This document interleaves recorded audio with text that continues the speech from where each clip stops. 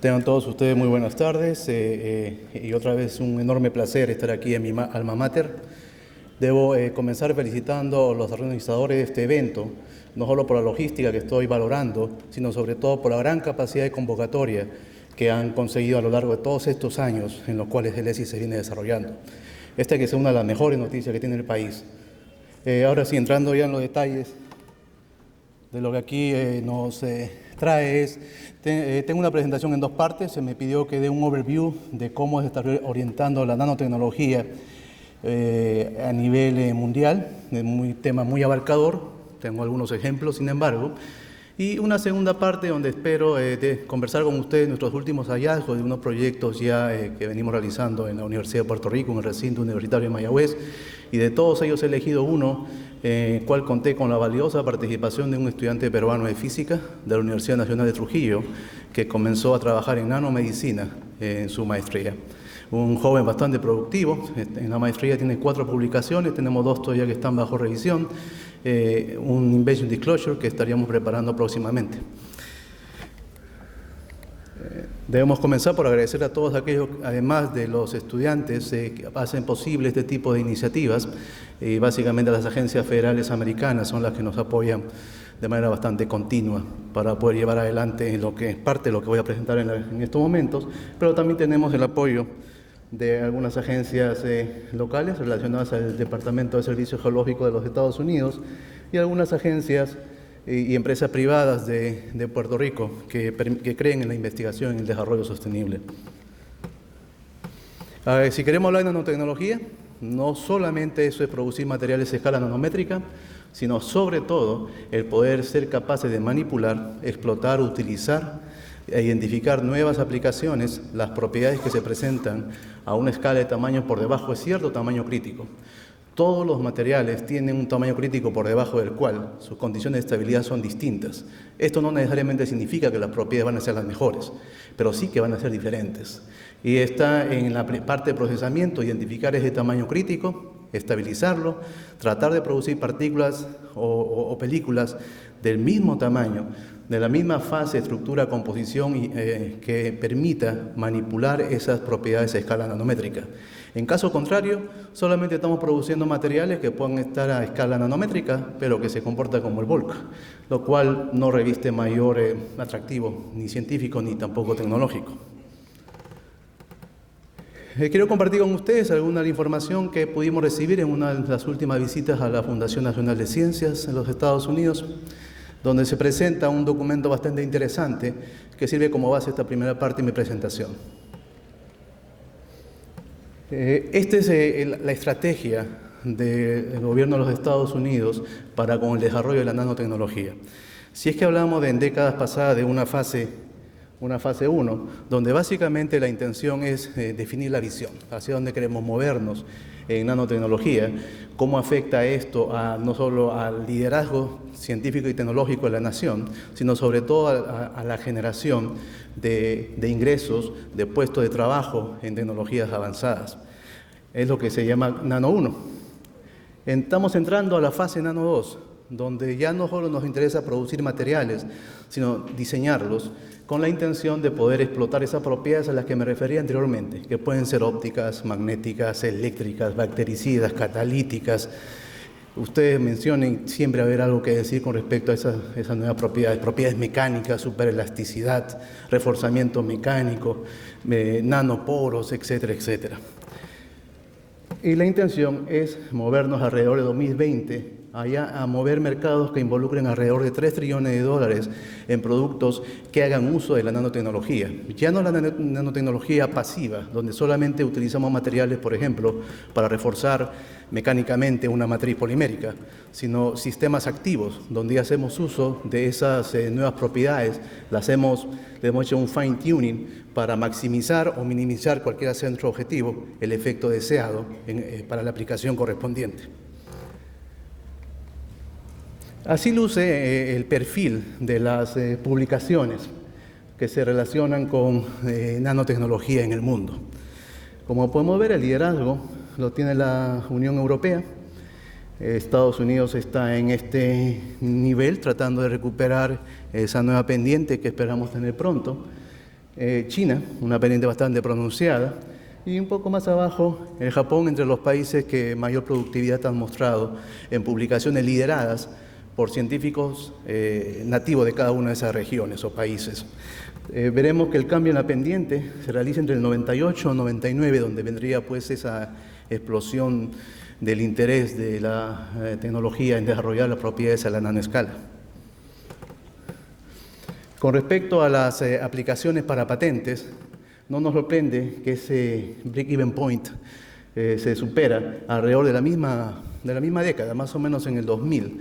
La gran cantidad de patentes, ya sea exclusiva de nanotecnología o que hacen uso de manera indirecta de fenómenos a escala nano, en diferentes materiales, sistemas y aplicaciones, tiene ese boom, ¿no? Entonces, las universidades americanas, sobre todo los que trabajo, me imagino que la colega de Texas A&M tiene la misma impresión, ya no solamente estamos orientados a enriquecer nuestro Edge Index, incrementando el número de publicaciones y citaciones, sino sobre todo ahora vamos a ser evaluados por la capacidad de innovación. Es decir, que muchas de esas publicaciones en verdad generan réditos a la nación, a la universidad, al Estado y a la nación. Y los Invention Disclosures son un primer paso, ¿no? Antes de la aplicación de la patente. Es como una especie de prefiltro que nos permite ver qué tan patentable o patentizable, como quieran el término traducido, puede ser nuestra idea. Y es ahí donde también estamos educándonos para ver cómo proteger nuestra propiedad intelectual. Antes era publicar o morir, ahora es publicar y ver si podemos patentar y después morir, si no se consigue el objetivo.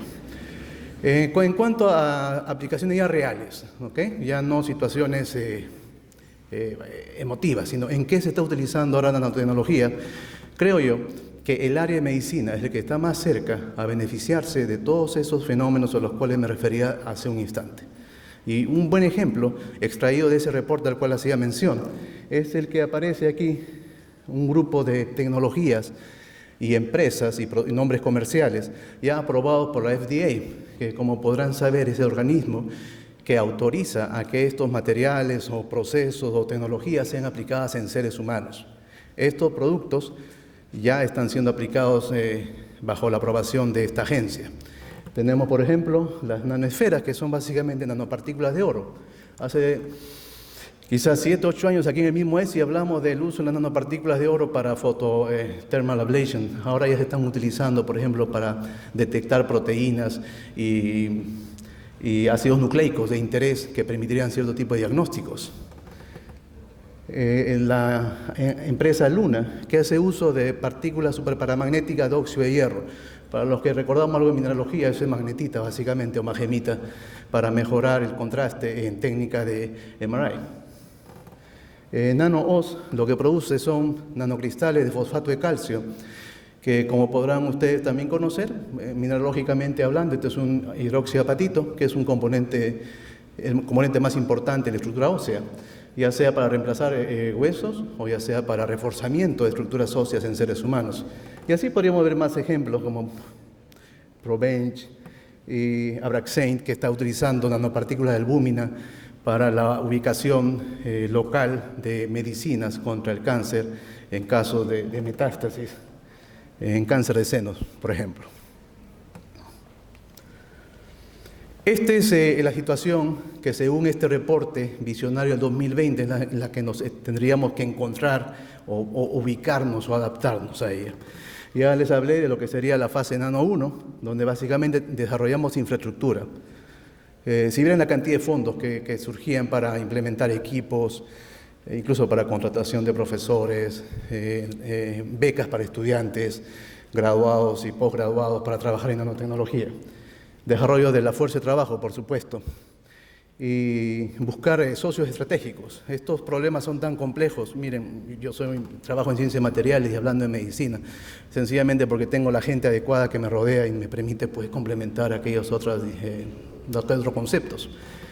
Hasta el 2020 deberíamos ser capaces de desarrollar nuevas disciplinas, nuevas industrias y tener un mejor assessment de cuál sería el impacto social de todas estas nuevas tecnologías. Por ejemplo, los Institutos Nacionales de Salud de los Estados Unidos consideran que para el 2020 ya muchos de los tratamientos de cáncer deberían ser ambulatorios. Bueno, es una valla bastante alta, pero tenemos que orientarnos de acuerdo a esa directiva general. Y en algunos casos podría ser, ¿no? Aquí ven las áreas o disciplinas o esferas en la cual la nanotecnología está ya impactando. Y aquí una parte donde van a aparecer esas nuevas áreas. Por ejemplo, no se consideraba el uso de nanotecnología en agricultura. Ya se está aplicando algunos materiales para lograr una liberación controlada de herbicidas, de modo que evitemos el exceso de estos materiales que puedan contaminar la napa freática en temporada de lluvias, por ejemplo, ¿no? Algunos ejemplos, brevemente, ¿no? Esto lo tomé de una charla anterior sobre aplicaciones en agricultura.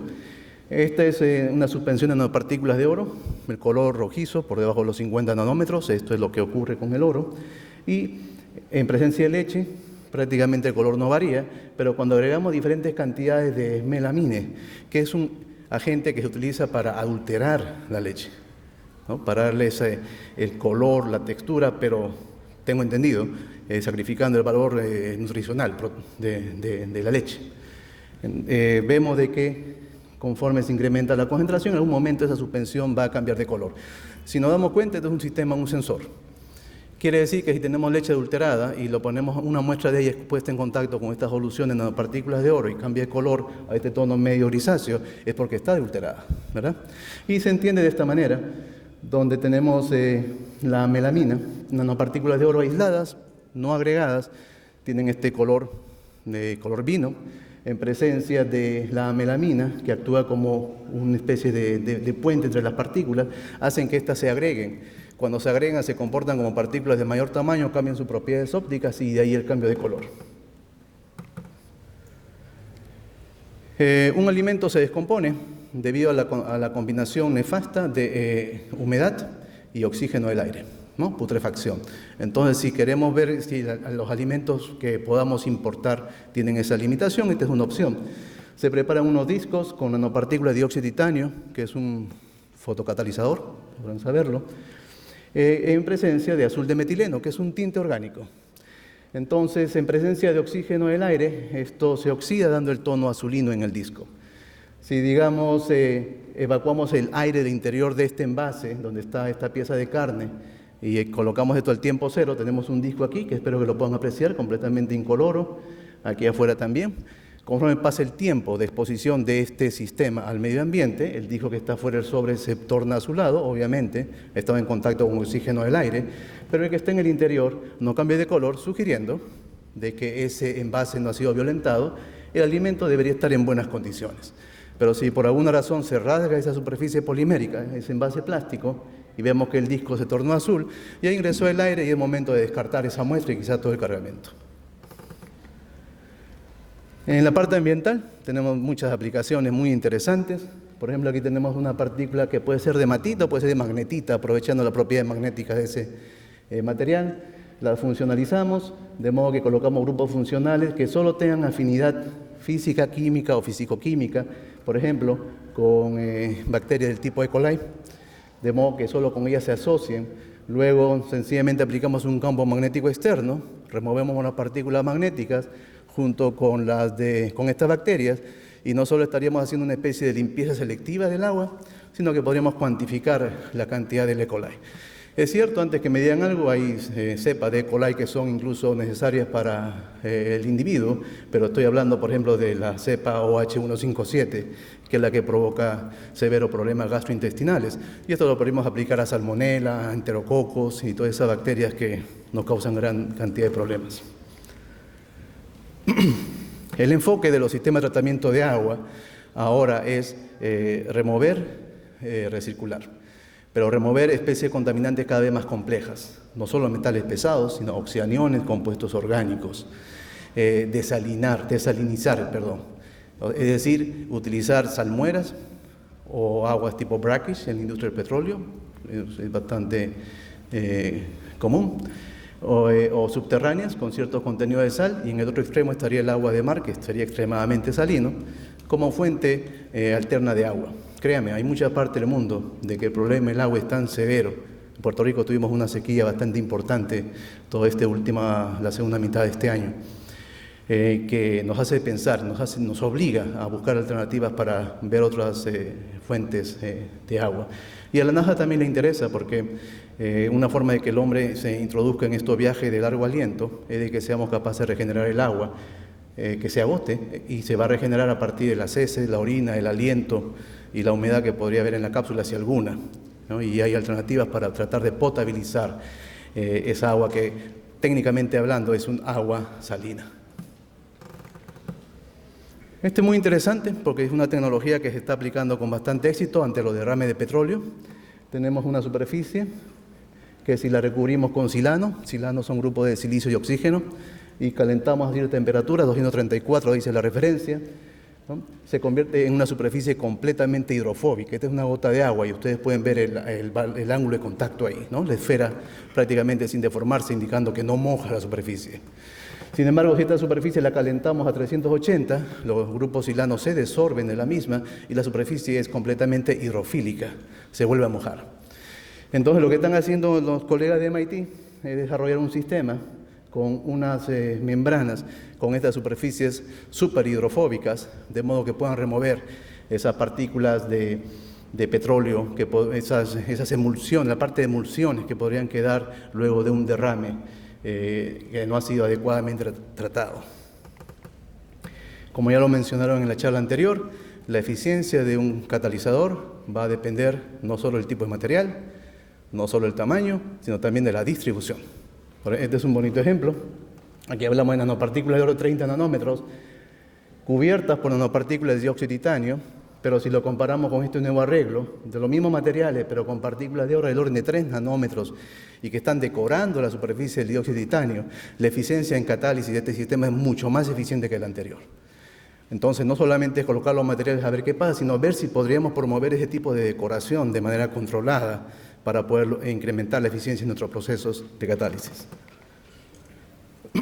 Obviamente, todo esto es posible del nivel graduado en adelante, pero también tenemos que ver qué pasa en el nivel subgraduado hacia atrás. La educación es fundamental, ¿no? Y este esquema así lo sustenta.